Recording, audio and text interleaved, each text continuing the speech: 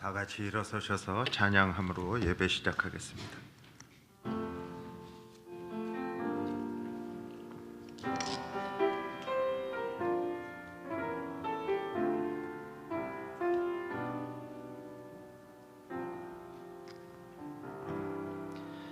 오늘 이곳에 계신 성령님, 우리에게 말씀하시고 우릴 가르치소서. 닫힌 우리 맘 열어주시고 주의 빛으로 밝혀 우릴 인도하소서. 오늘 이곳에 계신 성령님, 우리에게 말씀하시고 우릴 가르치소서. 닫힌 우리 맘 열어주시고 주의 빛으로 밝혀 우릴 인도하소서. 주님보다 앞서지 않고 겸손하게 주님의 말씀 기다리니 주님 손에 우릴 드립니다. 사랑으로 인도하소서. 내 영혼 거룩한 은혜를 향하여 내 마음 완전한 하나님 향하여 이곳에서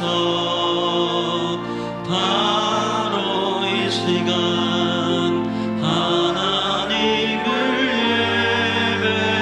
예배합니다. 내 영혼 거룩한 은혜를 향하여 내 마음 완전한 하나님 향하여 이곳에서 바로 이 시간 하나님을 예배합니다.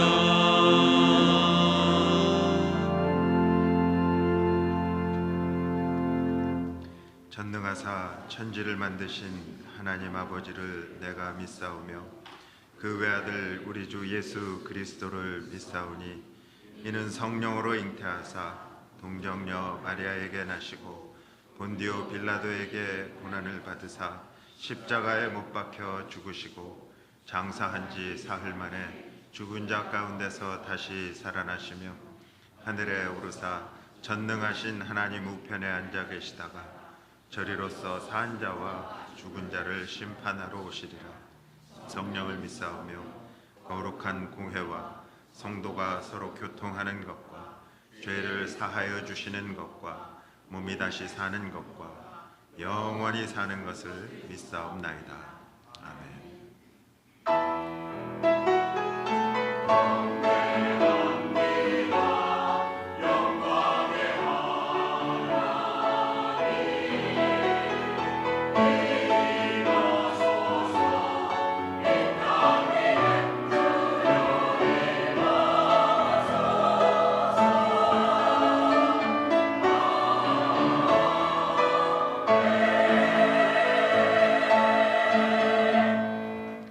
여호와라 이름하신 주만 온 세계의 지존자로 알게 하소서.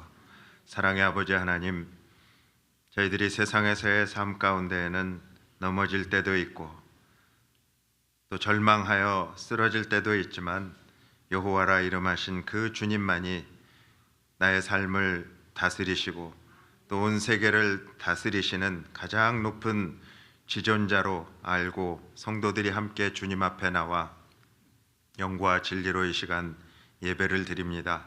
저희들의 예배를 기뻐 받아 주시고 저희들은 아무 공로 없지만 주님의 십자가 보혈 공로 의지하고 주님 앞에 올려드려지는 이 예배 위에 하늘의 크고 놀라운 십자가의 은혜와 또 십자가의 능력으로 주님 축복하여 주시옵소서. 예수님의 이름으로 감사하며 기도드렸습니다. 아멘. 찬송가 338장 같이 부르시겠습니다.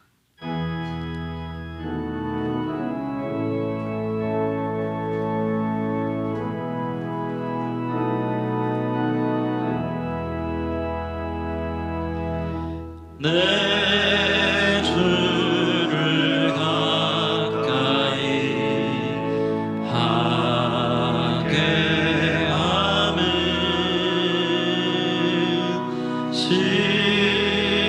십자가 짐 같은 고생이다. 내 소원이 늘 찬송하면서 주께 더 나아가기 원합니다. 내 고생하는 것 옛 야곱이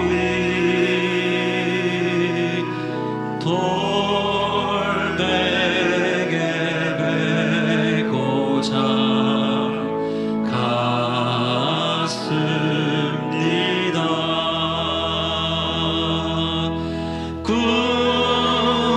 꿈에도 소원이 늘 찬송하면서 주께 더 나아가기 원합니다.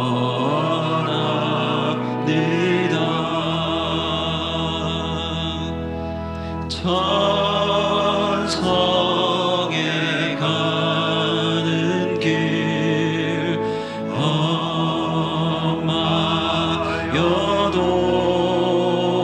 험하여도 생명길 되나니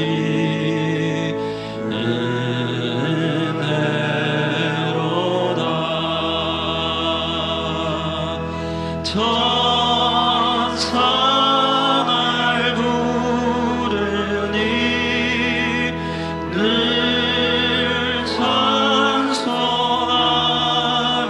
찬송하면서 주께 더 나아가기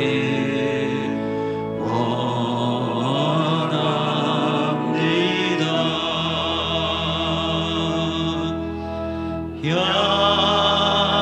야곱이 참게요 일어난 후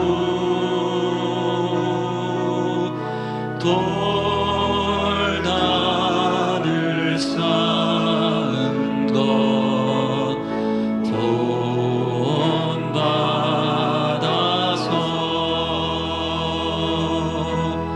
숨질 때 되도록 늘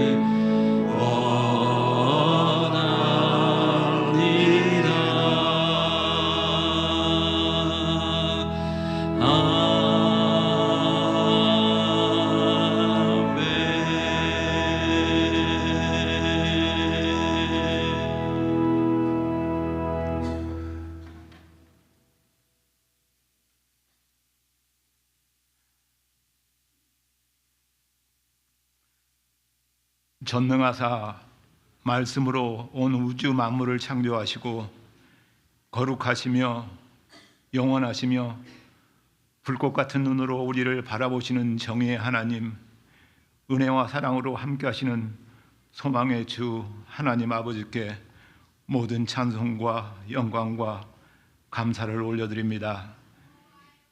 흐르는 시간 속에 어김없이 찾아온 7월의 마지막 주일, 지난 주일 변하지 않으시는 영원하신 반석이신 주 예수 그리스도를 내 마음의 주인으로 삼아 나의 마음에 계시는, 나의 마음에 주시는 주님의 말씀에 순종하며 신뢰하며 경외하며 말씀 따라 살아내며 흔들리는 세상 가운데서도 흔들리지 않는 소망으로 살아가라고 귀한 말씀을 받았건만 지난 한 주 나의 삶 속에 그 주신 말씀 속에 주저하며 분주한 나의 삶 속에 세워지지 않은 내 뜻과 기대 속에 낙심하며 내 생각 속에 다가오지 않은 내일을 염려하며 걱정하며 살았던 부족한 저의 모습을 이 시간 주님 앞에 내려놓습니다. 때마다 시마다 뜨겁게 정성스레 부어주시는 주님의 말씀 앞에 늘 바로 서지 못하는 연약한 우리의 모습이지만 거룩하게 구별된 주님의 날, 주님 십자가 보혈의 은혜로 저희를 주님의 자녀로 구별하여 주님 전 예배의 자리로 함께 불러모아 주신 주님 감사합니다.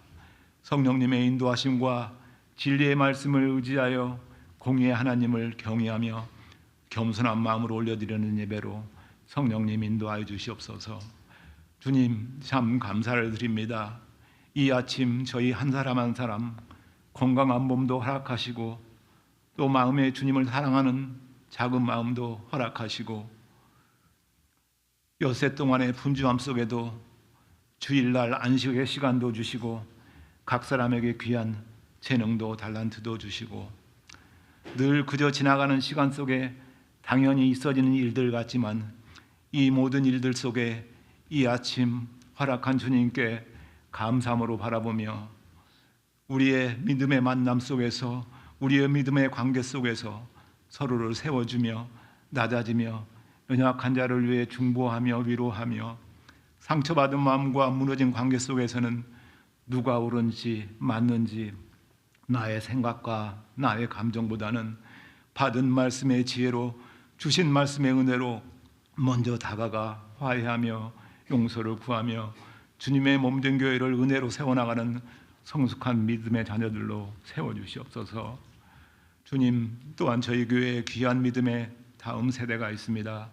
잉글리시 미니스트리와 유치, 유년, 유스, 사랑부 빠르게 변하는 세상 속에서 변치 않으시는 진리의 예수님을 함께 붙잡게 하여 주시고 이를 위해 수고하시는 부교역자님 모든 교사 선생님들의 헌신과 헌신 위에 성령님의 은혜와 지혜로 함께하여 주시옵소서.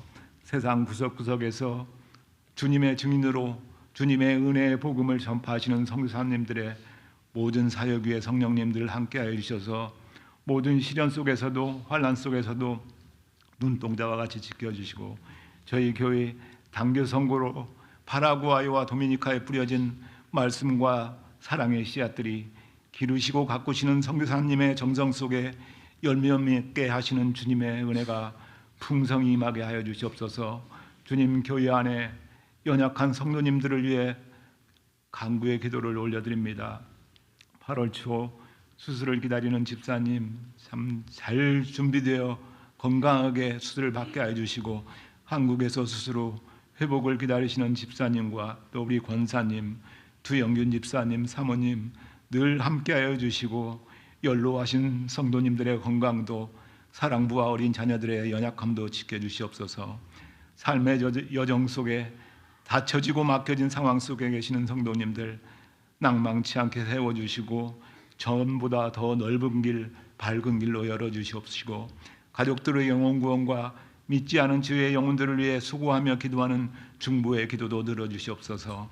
방학의 시간들 속에서 많은 성도님들 출타해 계십니다. 어디에 있든지 안전하게 지켜주시옵시고 모든 달라진 상황과 시간 속에서도 주님께 예배드리는 일에 소홀하지 않도록 성령님 앞서 인도하여 주시옵소서. 이 모든 일에 앞서 나가시는 장성철 목사님 늘 영역간의 강건함으로 지켜주시고 세워주시고 늘 분주한 주님의 사역 위에도 피곤치 않게 잡아주시고 기도하실 때마다 말씀을 대하실 때마다 성령님의 지혜와 능력으로 함께하여 주셔서 우리를 먹이시고 이끄시는 데 부족함 없으신 선한 목자로 세워주시고 모든 부교역자님들께도 같은 은혜로 함께하여 주시옵소서. 이제 주시는 말씀을 받습니다. 선포하시는 말씀 위에 받는 우리 마음이 하나 되게 하시옵시고 모든 곳에서 드려지는 우리 어린 자녀들의 예배에도 함께하여 주시옵시고 우리 모든 마음 성도님들의 마음을 담아 올려드리는 성가대의 찬양도 주님 귀히 받아주시옵소서. 이 모든 말씀 감사하며 거룩하신 예수님 이름 받들어 기도드렸사옵나이다. 아멘.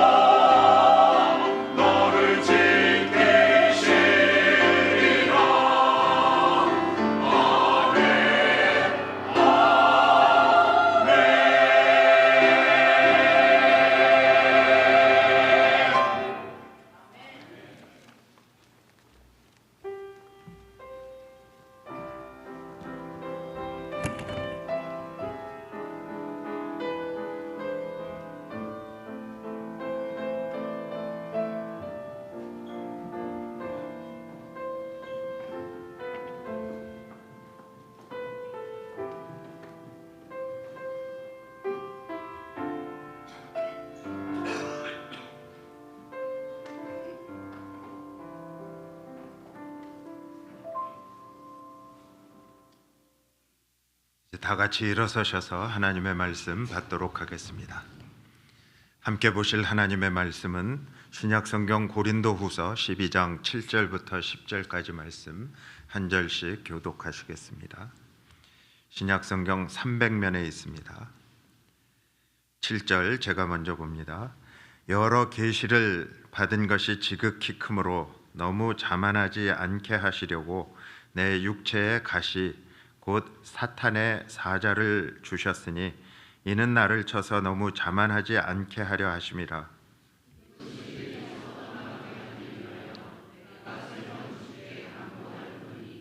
나에게 이르시기를 내 은혜가 네게 족하도다. 이는 내 능력이 약한 데서 온전하여 짐이라 하신지라. 그러므로 도리어 크게 기뻐함으로 나의 여러 약한 것들에 대하여 자랑하리니 이는 그리스도의 능력이 내게 머물게 하려 함이라.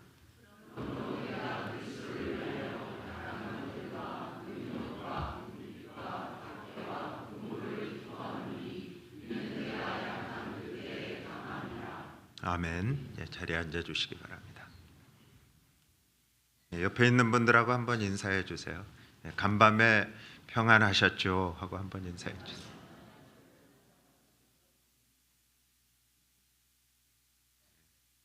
사건 사고가 얼마나 많고 삶이 얼마나 힘들면 저희 한국 사람들의 인사는 밤새 안녕하셨습니까? 그런 인사를 나눕니다.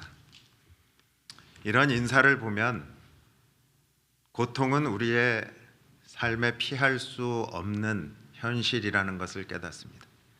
고통은 우리 주변 어디에나 있기 때문에 이것을 부인하거나 외면하려고 하는 시도는 참으로 어리석은 일입니다. 우리는 병상에 누운 사랑하는 가족의 얼굴에 그 깊이 패인 주름 속에서 고통을 봅니다. 삶의 무게에 짓눌려서 거리를 걷는 이웃들의 한숨 속에서 그리고 매일 뉴스를 장식하는 참혹한 사고와 전쟁의 소식 속에서 우리는 고통을 목격합니다. 이런 고통은 바로 지금 우리 공동체와 또 우리 개인의 삶 한복판에도 있는 피할 수 없는 현실입니다. 최근 우리 주변에 누구보다 신앙생활을 열심과 진심으로 해오던 성도님들이 갑작스럽게 암 진단을 받고 수술을 받으며 또 충격과 두려움에 빠지는 안타까운 일들이 있습니다. 길고 고단한 투병 생활에 몸과 마음이 지쳐가는 분들도 계시고 때로는 육체의 질병 못지않게 사랑하고 품어야 할 성도들 간의 관계 속에서 오해와 갈등 그런 것들로 깊은 괴로움을 겪는 분들도 계십니다. 이런 일들을 마주할 때마다 우리 마음속에는 피할 수 없는 질문이 하나 떠오릅니다. 하나님, 이렇게 믿음 생활을 잘 해보려고 발버둥칠 치면서 헌신하고 있는데 왜 저에게 이런 끔찍한 고통과 고난이 찾아오는 겁니까? 이 질문 앞에서 우리는 당황하고 또 두려워하며 때로는 하나님 향해서 섭섭한 마음을 품기도 합니다. 그러나 성도 여러분, 고통은 이제껏 살았던 가장 위대한 하나님의 사람들을 포함해서 우리 모든 사람들의 몫이었습니다. 성경에서 욥을 보세요. 또 예레미야와 바울도 보세요. 무엇보다 우리 주 예수 그리스도께서 그 고통의 한 복판을 친히 지나가셨습니다. 그래서 개혁주의 신학자들은 종종 이렇게 고백합니다. 하나님의 아들이 죽기까지 고통받으신 것은 우리가 아무 고통도 받지 않게 하려 하시는 것이 아니라 우리의 그 찢어지는 고통 속에서 그리스도의 형상을 닮아가게 하십니다. 이 고통이라는 주제를 생각할 때 우리는 특별히 사도 바울을 떠올려 보게 됩니다. 그는 평생 스스로 육체의 가시라고 부른 것을 안고 살았어요. 종교개혁자 칼빈은 이 가시가 그를 찌르는 영적 유혹을 상징한다고도 보았고요. 마틴 루터는 바울이 겪어야 했던 지독한 핍박과 관계의 단절이라고 이렇게 해석하기도 했어요. 또 어떤 사람들은 다메섹 도상에서 주님을 만날 때 그 강렬한 빛 때문에 생긴 안질일 수도 있다. 또 어떤 사람들은 시도 때도 없이 발작을 일으켜서 바울의 사역을 방해했던 간질과 같은 극심한 육체의 질병이었을 것이다. 이렇게 다양한 추측을 합니다. 이 가시가 정확하게 암과 같은 육체의 질병이었는지 아니면 사람에게 찔린 마음의 상처였는지 우리는 모릅니다. 하지만 하나님께서 이를 특정한 병명 하나로 명하지 않으시고 육체의 가시라고 이렇게 참 애매모호하게 남겨두신 것이 진짜 놀라운 섭리입니다. 바울의 이 은밀하고도 끔찍한 고통 덕분에 오늘날 병상에서 두려워하는 성도, 관계에 그 아픔으로 눈물 흘리는 성도, 또 자녀의 문제,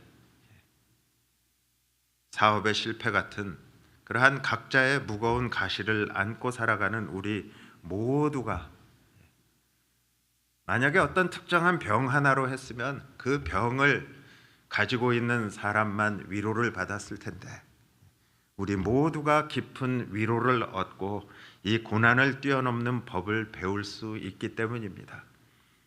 헌신된 성도에게도 찾아오는 이 고통의 문제에 대해서 성경은 오늘 분명한 해답을 줍니다.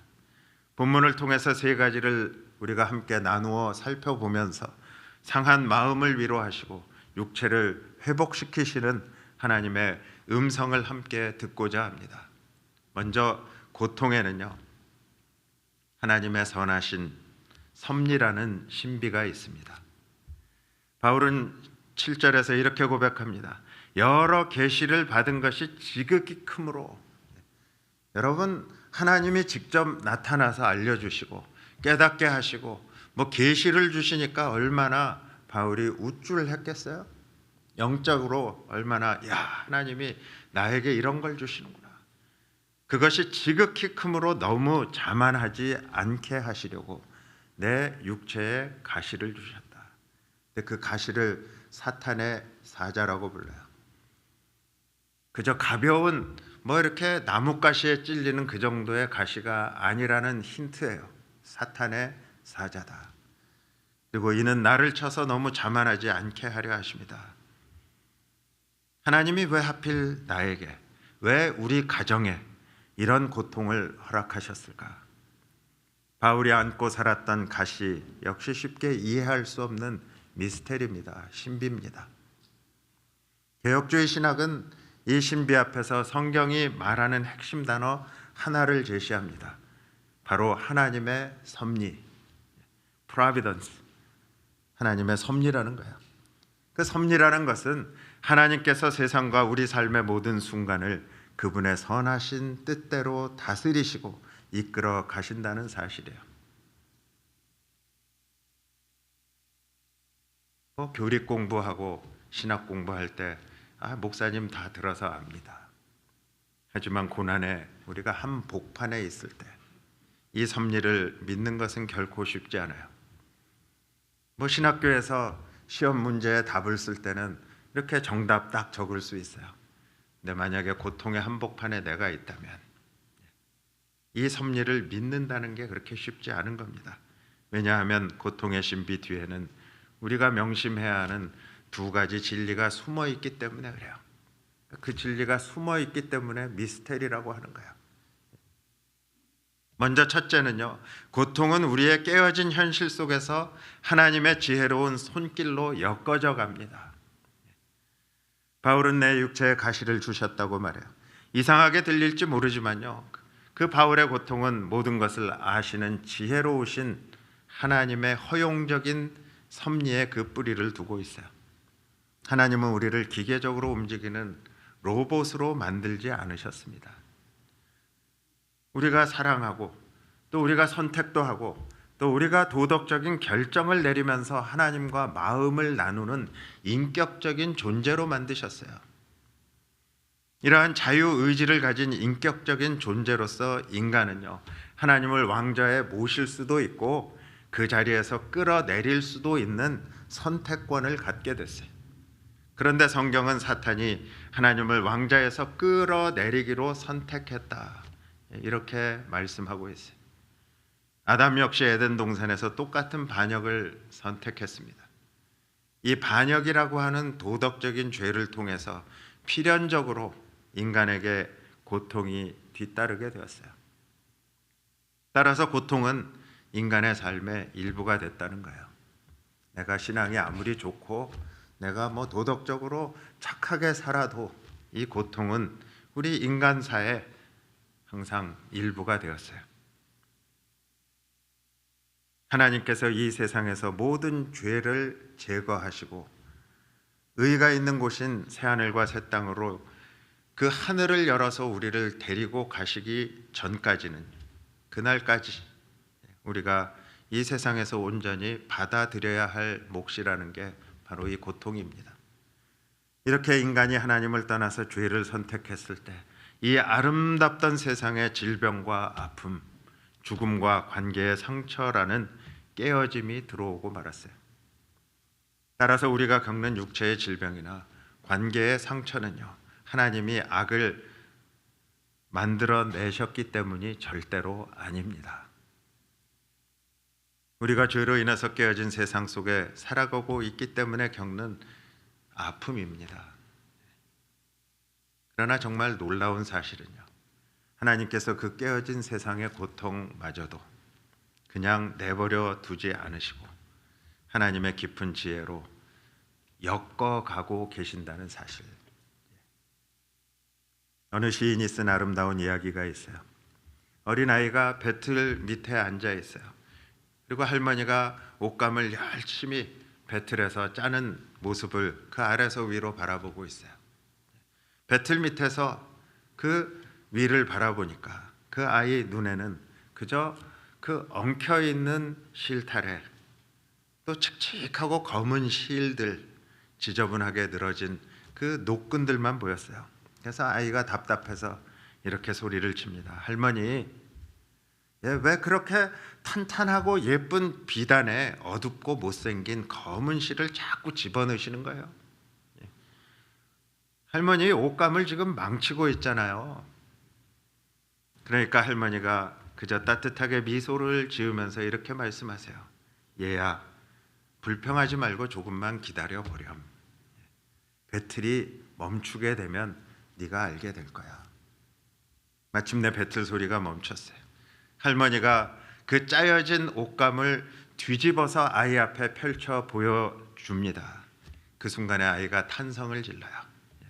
어둡고 검은 실들이 그 거친 그늘을 만들어 주었는데 비로소 완성된 옷감을 뒤집어 보니까 금실과 은실의 그 찬란한 문양의 그러한 아름다운 모습이 입체적으로 빛나는 거예요. 성도 여러분, 지금 우리 삶에 찾아온 암 진단, 지쳐가는 투병 생활, 마음을 찌르는 관계의 상처는요, 마치 우리 삶에 불 속 끼어든 이 어두운 실과 같은 겁니다. 하나님, 왜 하필 내 삶에 이렇게 칙칙하고 아픈 실을 엮고 계십니까? 이런 탄식이 나올 때 여러분 반드시 기억하시기 바랍니다. 그 위에서 바라보고 계신 위대한 직조공이신 그러한 하나님의 손에는요, 단 하나의 어두운 실도 버려지지 않는다는 거예요.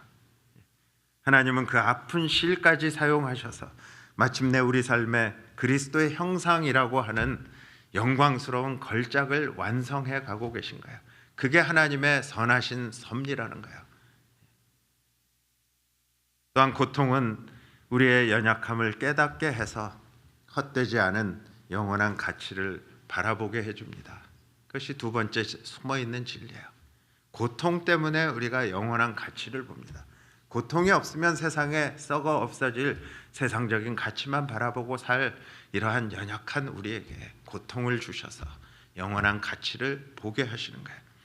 바울이 내 육체에 가시를 주셨다고 고백하듯이요, 우리는 질병과 죽음 앞에 너무나 연약하고 유한한 존재들입니다.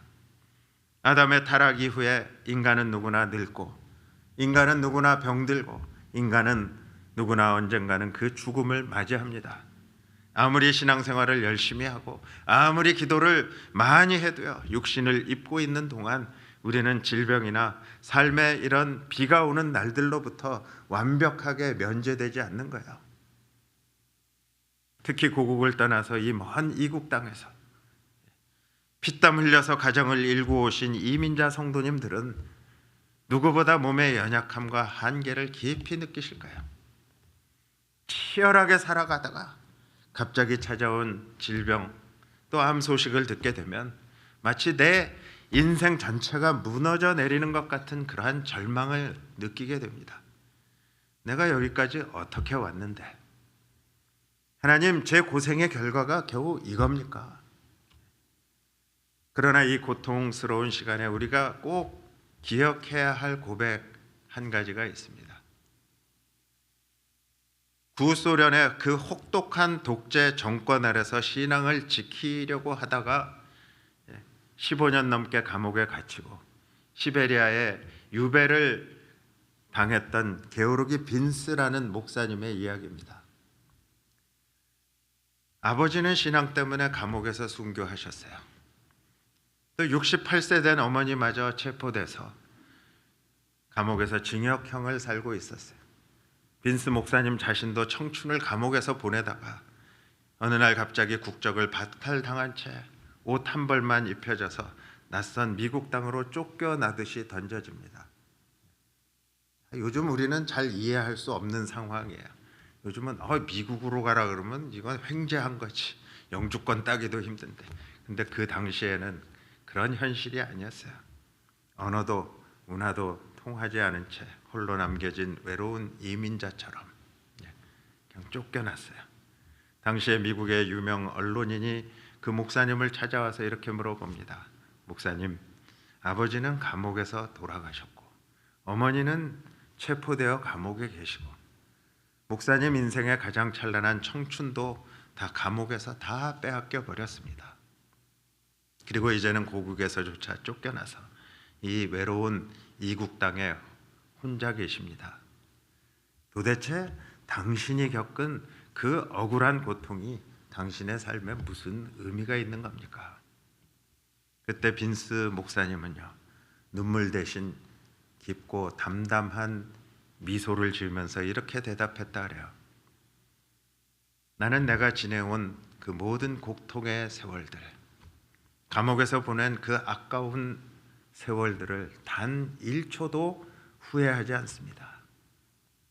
왜냐하면 그 고통의 시간이야말로 하나님께서 내 삶에 주신 가장 숭고한 사명의 시간이었기 때문입니다. 사랑하는 성도 여러분, 이 고백이 여러분 가슴에 와 닿으시나요? 우리가 볼 때는 병상에서 보낸 시간, 질병과 싸우면서 눈물 흘린 그 세월, 이민사회에서, 아니 교회에서 오해받고 상처 입은 날들이 그저 버려진 시간처럼 보입니다.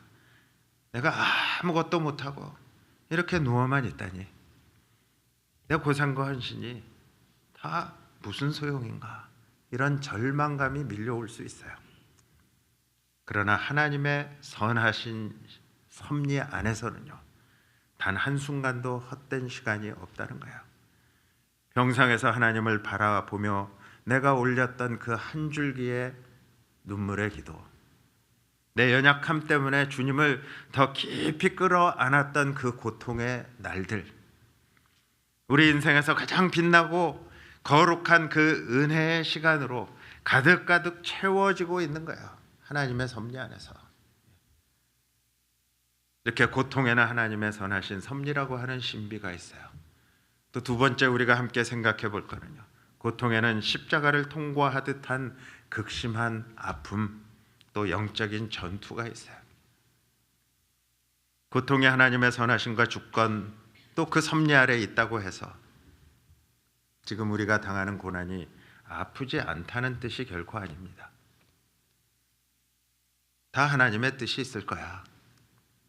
그렇게 하는 옳은 말이 암 선고를 받고 항암 치료의 고통 속에 있는 성도나 믿었던 사람에게 깊은 상처를 받은 분들에게는 때로 너무 차갑고요, 가혹하게 들릴 때가 있어요. 성도 여러분, 하나님은 우리의 아픔을 가볍게 여기지 않으십니다. 바울의 고백을 한번 보세요. 바울은 자신의 고통을 가리켜서 육체의 가시라고 불렀어요. 우리가 우리말로 가시라고 하면 뭐 그저 장미꽃을 만지다가 손끝을 살짝 찌르는 그러한 작은 가시를 떠올리기 쉬워요. 그런데 여기서 바울이 사용한 그 헬라어 원어를 보면 스콜롭스라고 하는 그러한 단어를 썼어요. 근데 그것은 그런 뭐 장미꽃에 붙어 있는 작은 가시가 아닙니다. 이 단어는 짐승을 사냥하면서 덫에 걸리게 할 때, 또 사람을 꿰찌를 때 사용하는 무시무시한 말뚝을 의미합니다. 이 스콜롭스라는 단어를 묵상하게 되면요, 우리가 예수님이 달려 돌아가신 십자가의 말뚝이 연상되는 거예요.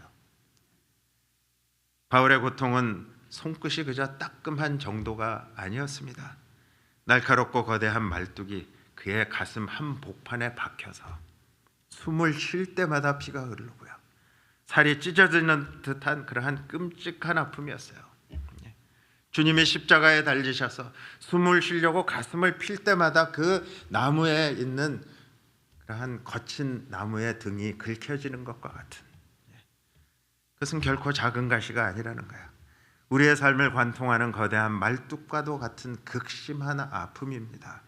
예수님의 생명을 고통스럽고 극심하게 아프게 한 십자가의 말뚝이라는 거예요.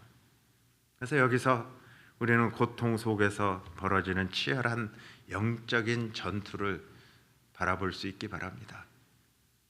왜 이토록 아파해야 할까? 바울은 이 육체의 말뚝을 가리켜서 사탄의 사자라고 불러요. 그리고 그 사탄의 사자, 그것이 나를 쳐서 괴롭혔다, 그렇게 이야기합니다. 여기서 쳐서라는 말을 보면 영어 성경에 보면 버페라고 돼 있어요. 근데 헬라어 원어로 보면 콜라피조라고 하는 그런 단어예요. 근데 그 단어의 뜻이 뭐예요? 주먹으로 무자비하게 팍팍 그냥 세게 때리다, 그런 뜻이에요. 주먹으로 후려 패다, 그런 뜻이에요.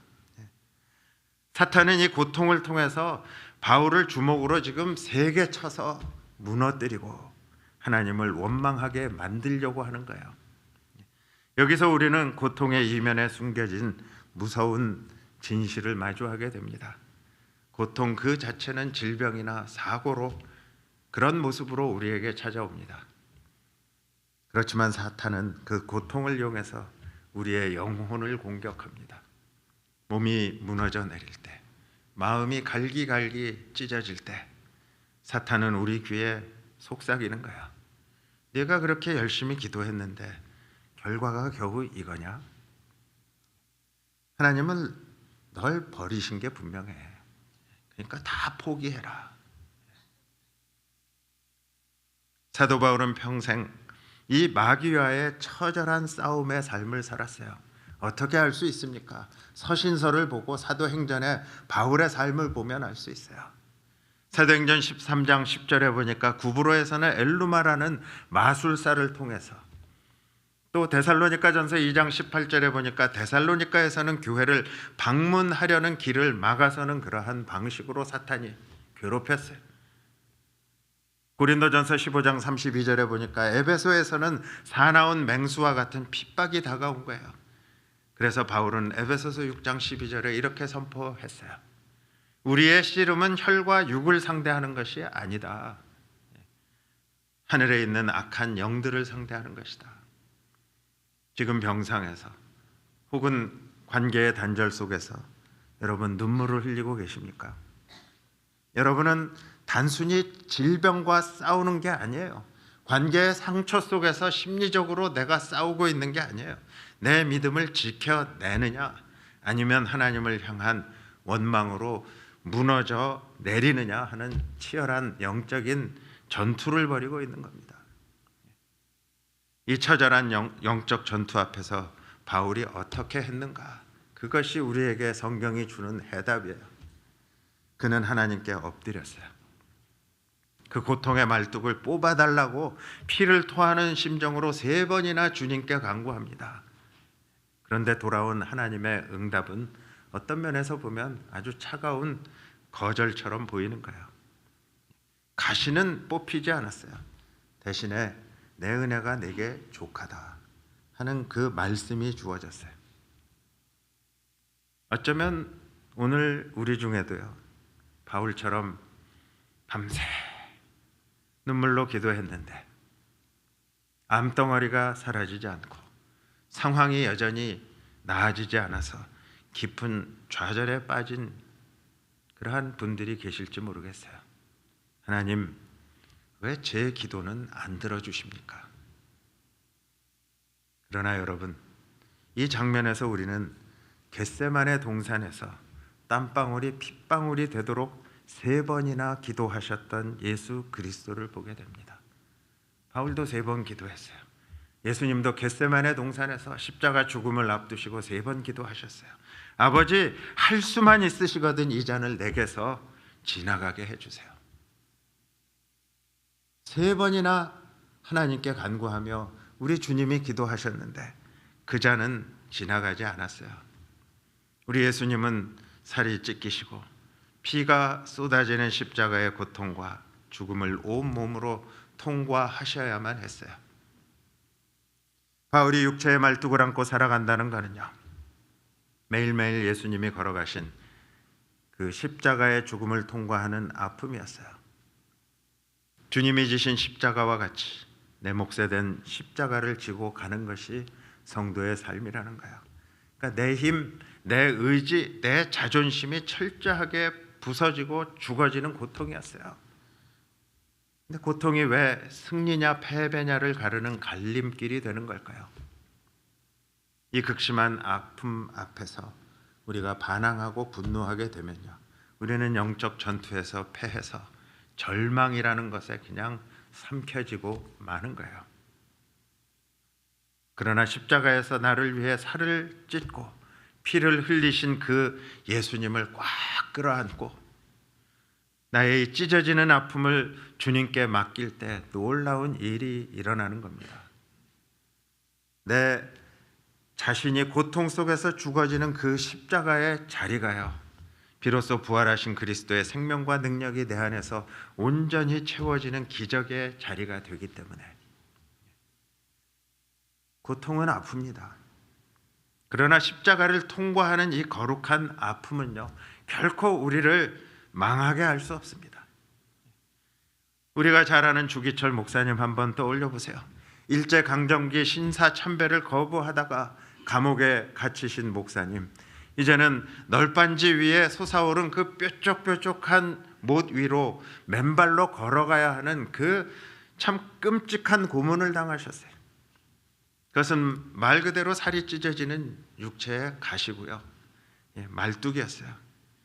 목사님이라고 왜 고통스럽지 않으셨겠어요? 그분은 슈퍼맨이 아니잖아요.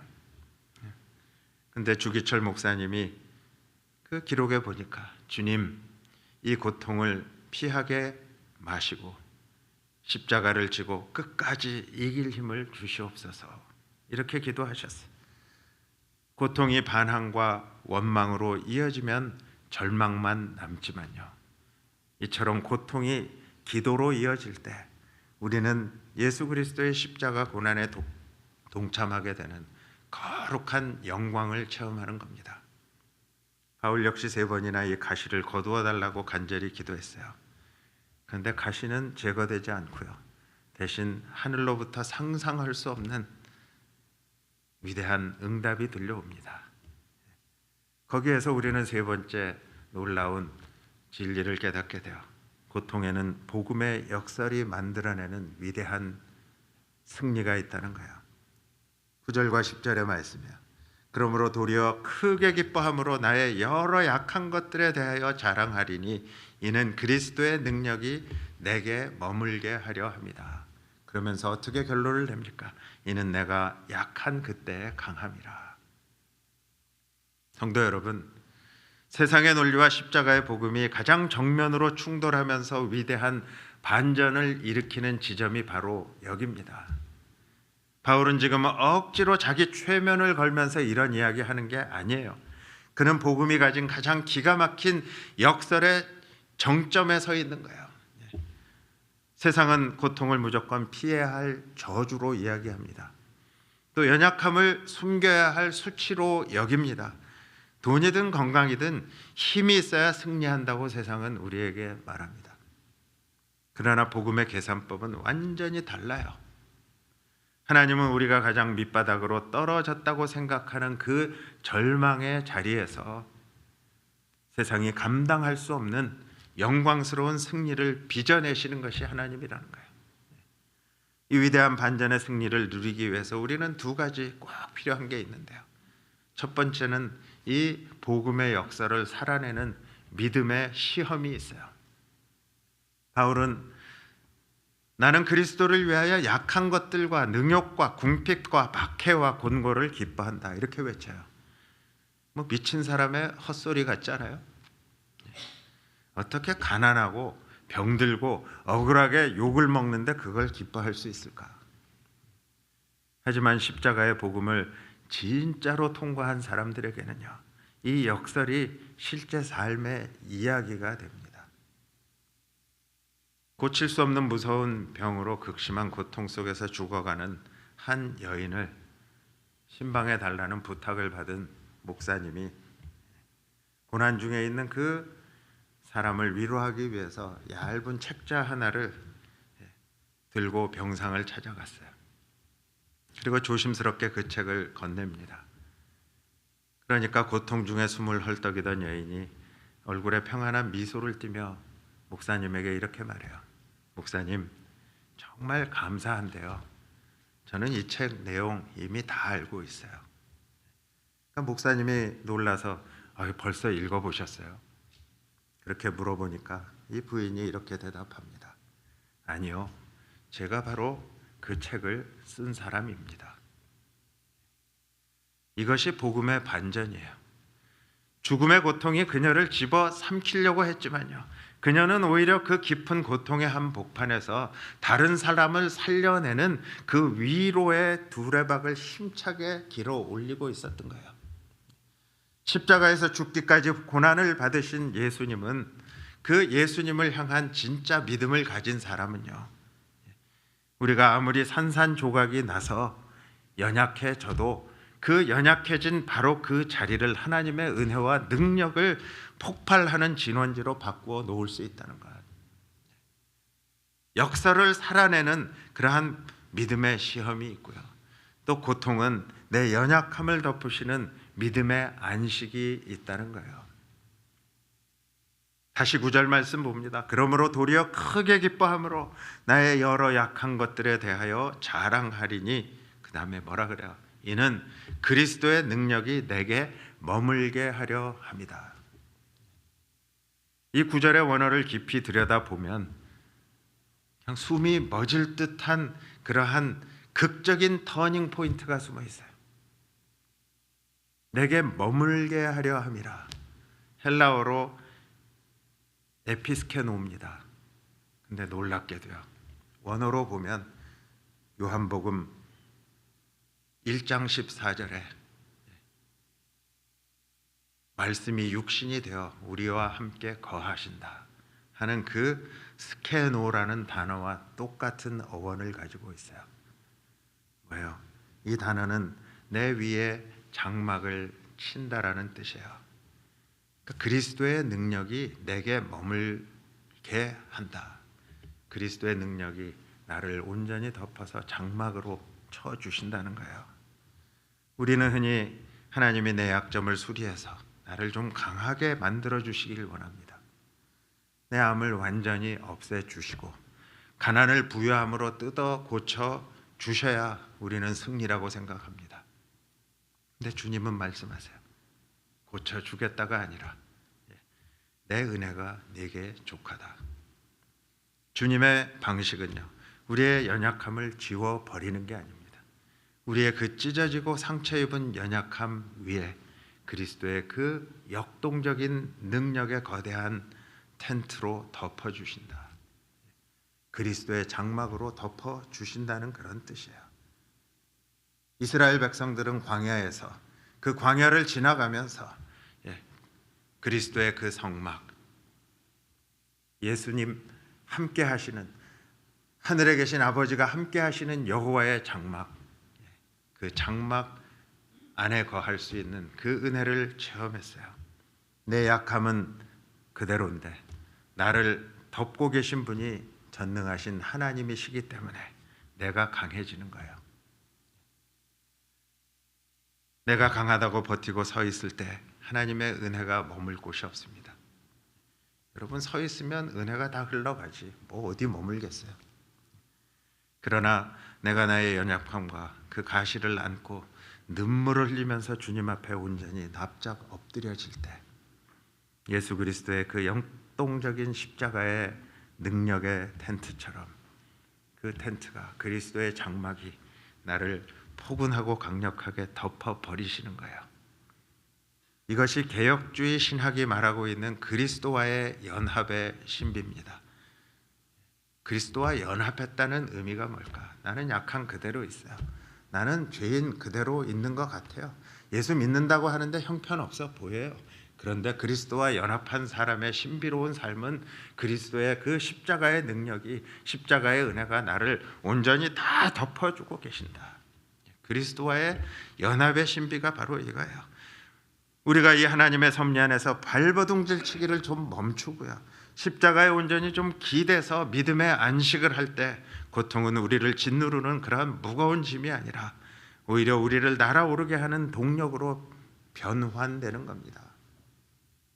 한번 생각해 보세요. 거대한 댐에 갇힌 물이요, 엄청난 수압으로 짓눌릴 때 비로소 그 거대한 터빈을 돌리는 강력한 전력이 생산이 됩니다.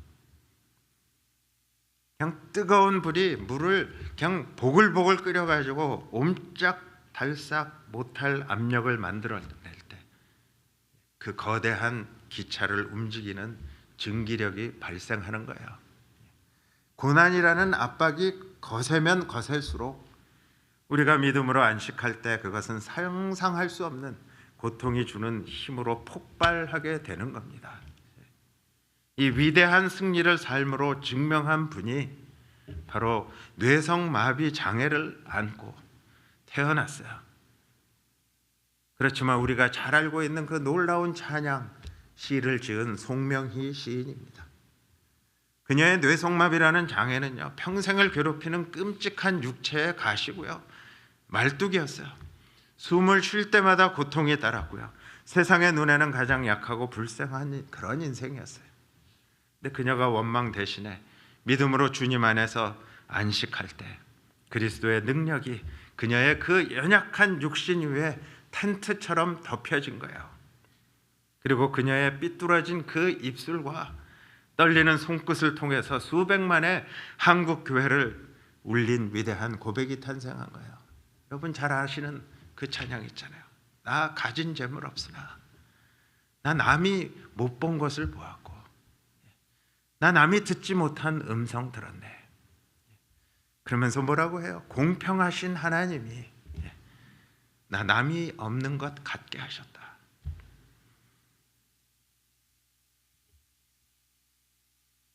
그녀의 극심한 연약함이 오히려 하나님의 강력한 은혜가 흘러나는 통로가 된 거예요.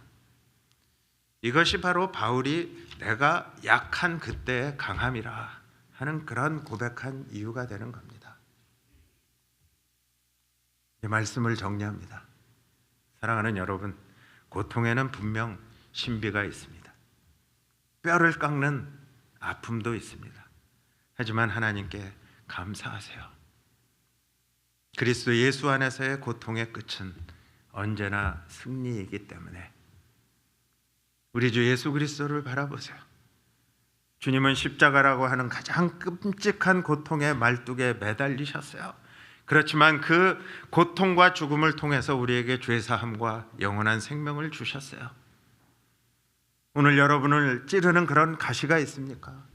나의 삶을 그냥 헐떡거리게 하는 그러한 말뚝이 내 가슴에 박혀 있습니까?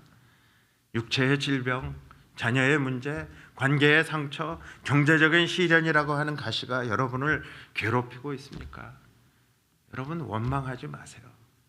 무슨 다른 사람 탓하지 마세요. 절망하지 마세요.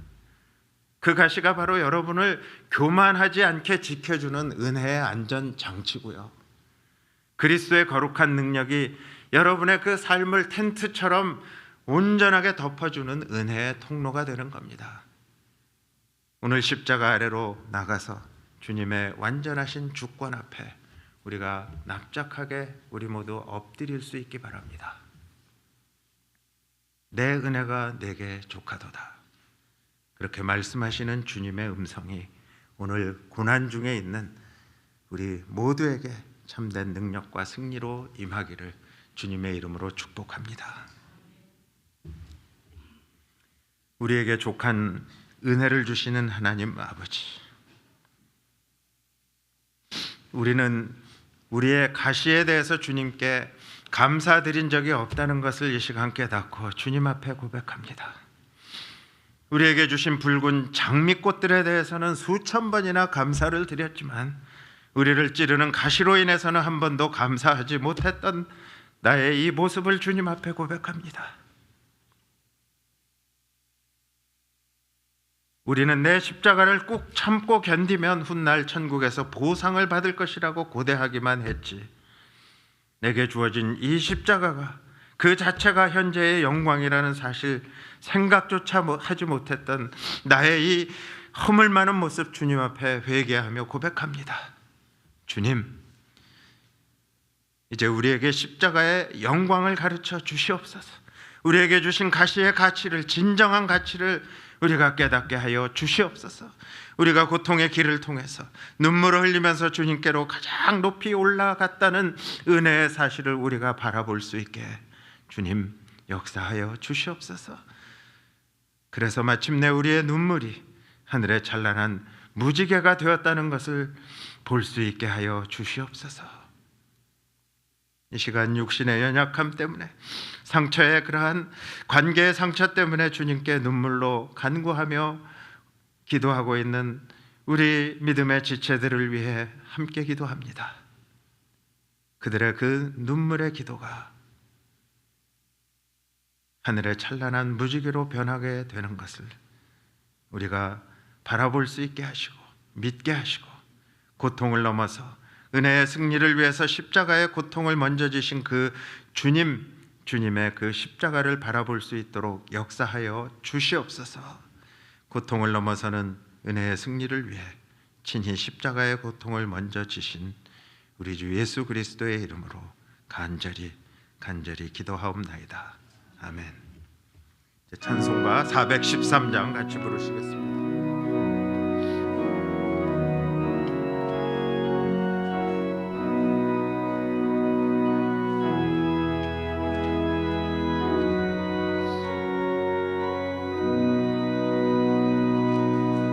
내 평생에 가는 길 순탄하여 늘 잔잔한 강 같은지 큰 풍파로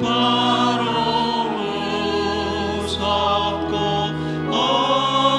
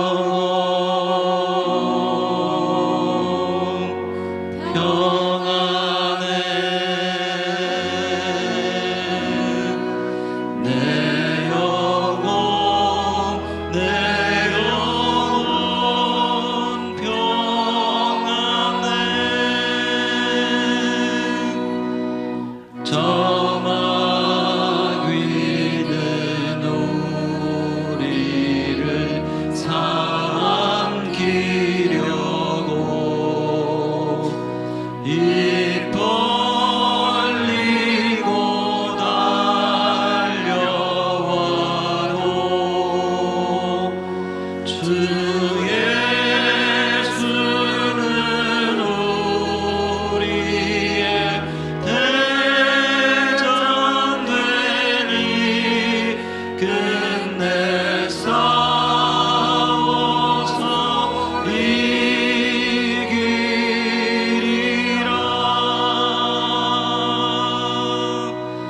내 영혼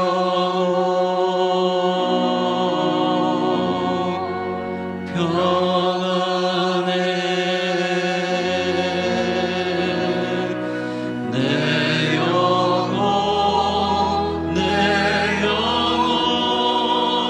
평안해. 내 지은 죄 주홍빛 같더라도 주 예수께 달리면 주 십자가 피로써 다시 쓰사 흰 눈보다 더 전하리라. 내 영혼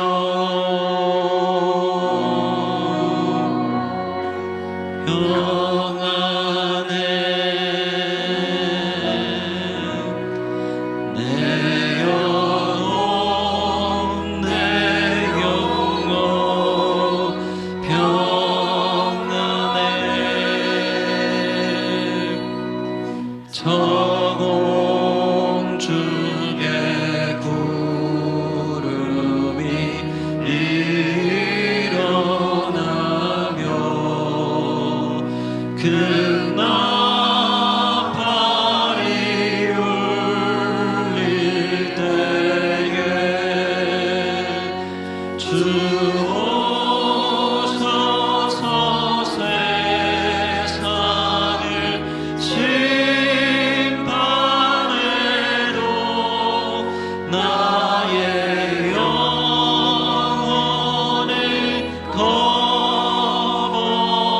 겁없으리. 내 영혼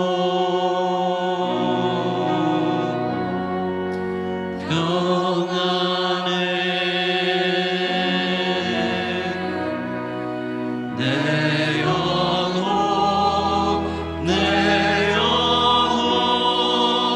평안해.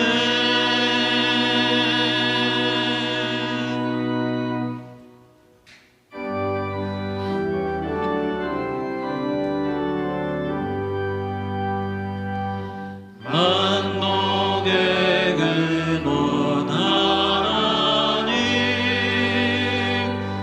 온 백성 찬송 드리고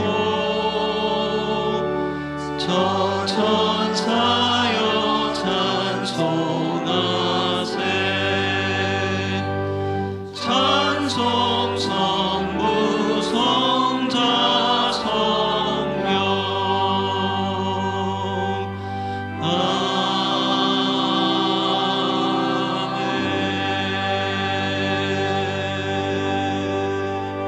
아멘. 하나님 은혜와 인도하심 가운데 딸의 새로운 직장 또 삶의 장소로 안전하게 이주하게 해주심 감사합니다. 주님의 인도하심 감사합니다. 하나님 아버지께 범사의 눈동자같이 지켜주심 감사드립니다. 쌍둥이 아들의 생일을 맞아 하나님께 감사합니다. 주님의 사랑과 은혜 감사합니다. 하나님 아버지 감사합니다. 어떠한 환경 속에서도 은혜를 부어주시는 하나님 감사합니다. 위로와 평안을 주신 하나님 감사합니다. 은혜와 사랑과 긍휼의 하나님 베풀어 주신 은혜에 진심으로 감사드립니다. 사랑의 아버지 하나님, 저희들이 이 고단한 인생을 살아가지만 그 삶의 순간순간마다 또 저희들이 놓치기 쉬운 그러한 삶의 구석구석에서 하나님이 베풀어 주신 은혜를 기억하며 주님 앞에 예배하러 나올 때 빈손 빈 마음으로 오지 않게 하시고 감사의 마음으로 나오게 하시고 또 자네 소득을 허락하여 주셔서 귀한 예물로 하나님 앞에 드릴 수 있도록 은혜 주신 하나님 감사합니다. 그 주님 찬양합니다. 이 예물 위에 축사하여 주셔서 하나님의 긍휼과 사랑이, 하나님의 그 기적적인 역사하심과 능력이 나타나는 곳에 아름답게 쓰일 수 있도록 하나님 축복하여 주시옵소서. 바치는 손길 위에 세상이 줄 수 없는 하늘의 신령한 복과 땅의 기름진 복과 영국간의 강건함을 허락하여 주셔서 비록 남들이 가진 것이 없어도 주님이 나에게만 주신 그 크고 놀라운 십자가의 그 보물들을 가지고 하나님 앞에 더 아름답게, 더 멋지게 영광 돌릴 수 있는 우리 모든 성도님들의 가정과 성도님들의 사업조와 성도님들의 기업이 될 수 있도록 주님 축복하여 주시옵소서. 육신의 연약함으로 수술을 앞두고 간절히 기도하는 귀한 주님 믿음의 딸이 있습니다. 또 갑작스러운 암 선고를 받고 당황하는 그러한 지체들도 있고, 수술 후에 회복을 기다리시는 권사님, 또 집사님, 여러 모양으로 하나님 앞에 간절히 눈물로 드려지는 그 눈물의 기도를 주님이 병에 담아서 하나님의 긍휼하심과 하나님의 은혜와 하나님의 사랑으로 넘치게 회복시켜 주시고 넘치게 갚아주실 그것을 기대하며 주님 앞에 그 모든 우리의 연약함을 올려드립니다. 주님 회복하여 주시옵소서. 주님 축복하여 주시옵소서. 예수님의 이름으로 감사하며 축복하며 기도드렸습니다.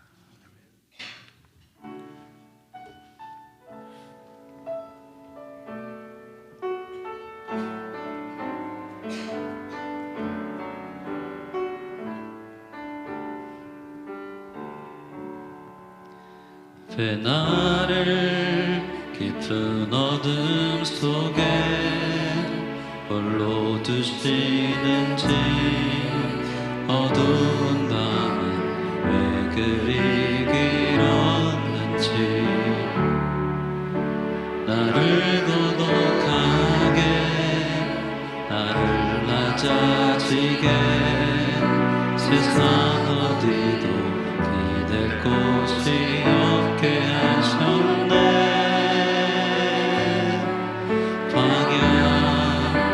광야에 서 있네.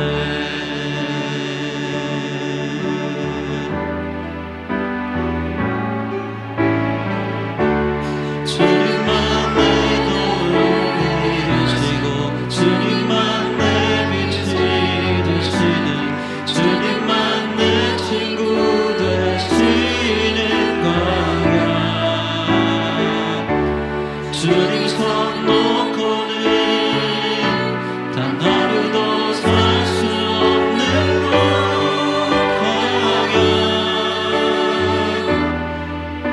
광야에 서 있네.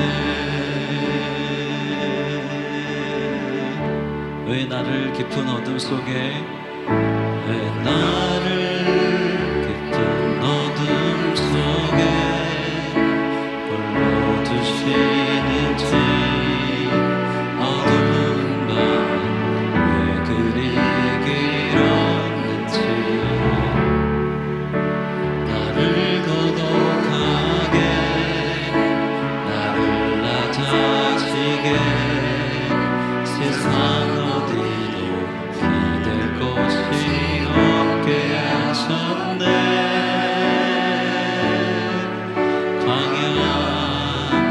광야에 서 있네.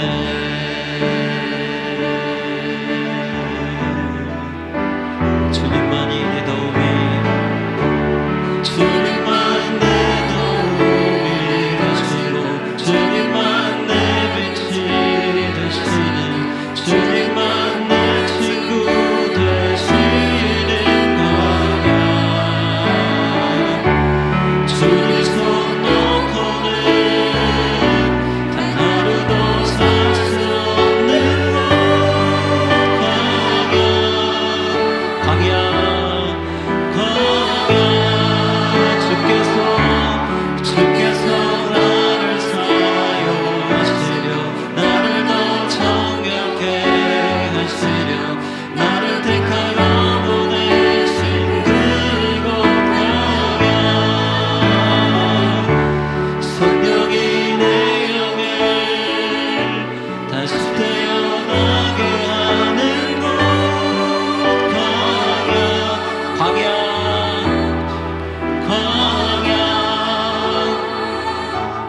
주께서 나를 사용하시려 나를 더 정결케 하시려 나를 택하여 보내신 그곳 광야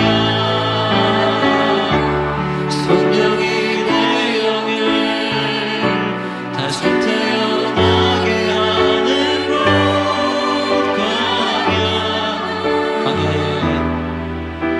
광야에 서 있네.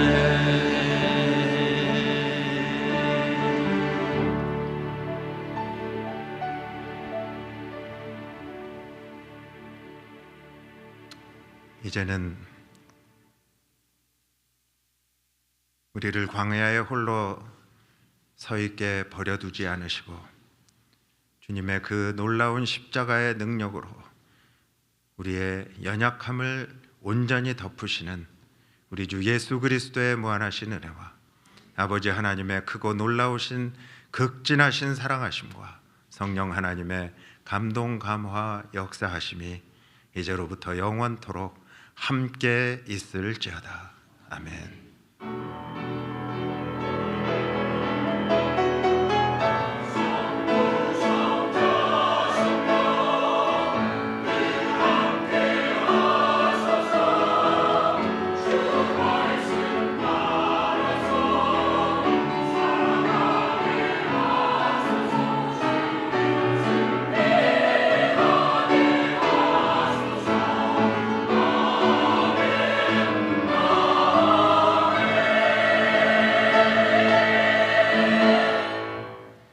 나의 약함이 강함입니다. 인사하면서 앉아주시기 바랍니다. 알려드리는 말씀, 주일 예배 후에 저희들 당회실에서 새가족 교육이 있습니다. 또 저희들 예배 친교 후에 교역자 회의가 2층에 있는 유스 교실에서 있습니다. 또 교역자 회의 이후에 당회실에서 또 저희 정기 당회로 모입니다. 그래서 오늘 여러 가지 모임들이 있고 다음 주일은 또 예배 친교 후에 각 선교회별로 원래회로 모입니다. 그래서 빠짐없이 참석해 주시면 감사하겠습니다. 또 이번 주 금요 집회는 파라과이 또 DR 단기 선교 보고 예배로 모입니다. 그래서 은혜를 나누실 때 또 여러분들이 함께 하셔서 하나님께 영광 돌리실 수 있기 바랍니다. 전교인 수양에 계속 광고 드린 대로 이렇게 9월 5일부터 7일까지 있습니다. 그래서 지금 등록 하신 숫자가 저희들 예상한 숫자하고 거의 얼추 비슷하게 맞았어요. 그래서 그것도 은혜인데 지금 또 새로 등록하신 분들도 있고 아직 수양에 대해서 모르시는 분들 늦지 않았으니까 계속 등록해 주시면 감사하겠습니다. 또 등록해 주신 분들 계십니다. 명민식, 김지원, 또 수아 어디 계신가요? 한번 일어서 주시면 아래 아이하고 아래 계신 것 같습니다. 그리고 김수현, 안경미, 강한진아, 주한, 주리, 나라, 하준 아이들이 6명이 있으신데 또 이렇게 두 가정이 등록해 주셔서 또 지난주에 새가족 교육 받으셨습니다.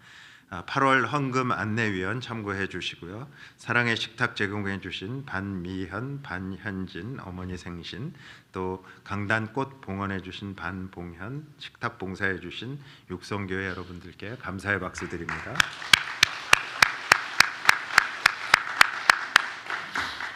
네, 저희 교회 방문해 주신 분 계십니다. 이렇게 한국에서 미국으로 이주해 오셨는데 최혜선 성도님 이렇게 방문해 주셨는데 어디 계신가요? 예, 잠깐. 네, 주님의 이름으로 환영합니다. 예, 이제 저희들 다 같이 일어서셔서 축복송하면서 예배 마치도록 하겠습니다.